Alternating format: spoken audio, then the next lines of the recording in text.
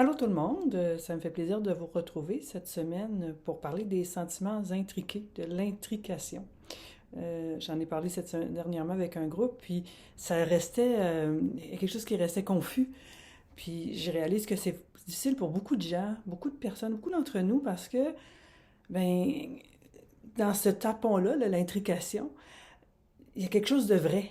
Il y a ce qu'on ressent, puis il y a nos besoins.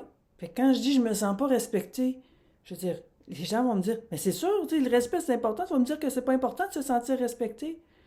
Je peux pas nier que le respect c'est important. Mais dans cet espace-là, le respect est tout mélangé avec mon ressenti, mes émotions, mes sentiments, mon ressenti physique, puis mes pensées, mes jugements, mes évaluations sur la situation. Parce que le respect, c'est un concept, c'est un besoin qu'on partage tous, mais qu'est-ce que le respect pour moi et qu'est-ce que le respect pour l'autre? On peut avoir des stratégies différentes pour le vivre, ce respect-là. Et que si je suis dans un groupe, par exemple, puis là, on vient critiquer ou argumenter sur mon travail, sur ce que j'ai fait, puis là, tout d'un coup, moi, je me sens pas respectée. Puis là, je dis ça, je me sens pas respectée. Où on va aller, vous pensez? On va aller dans une argumentation, une espèce de joute oratoire sur qui a raison, qui a tort, qu'est-ce que le respect. Moi, je te respecte, c'est pas du nom du respect, je vais juste affirmer mon point de vue puis ma perspective. Non, tu me respectes pas, tu respectes pas mon travail. Puis c'est pas savoureux parce qu'on va pas là où ça fait sens, là où ça a du sens. C'est-à-dire que si je constate que, bon, la personne est en train de faire des commentaires sur mon travail, je me sens mal, je me sens coincée, je me sens pas à l'aise, je sais pas, colère, frustration, qu'est-ce que vous ressentez dans votre corps? Peut-être que la poitrine qui se serre, peut-être que la gorge qui se serre, peut-être qu'il y a du feu qui lève. Ça goûte pas super bon.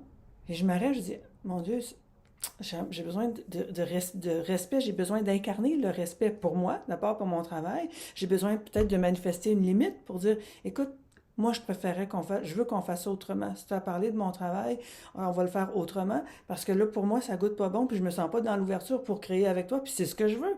Je veux respecter ton opinion. Pour la respecter, il faut que je sois capable de l'entendre.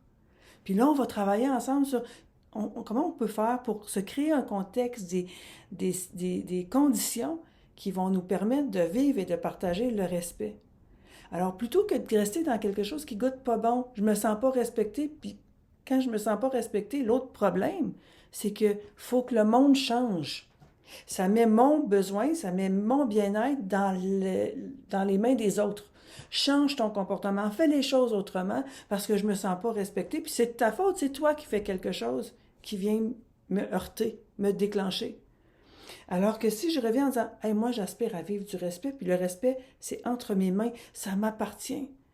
À ce moment-là, je suis dans mon espace de pouvoir, d'assertivité. Comment je vais faire pour me manifester dans cet espace-là, avec ces gens-là, pour incarner le respect auquel j'aspire, le respect de mes limites, le respect de mon intégrité.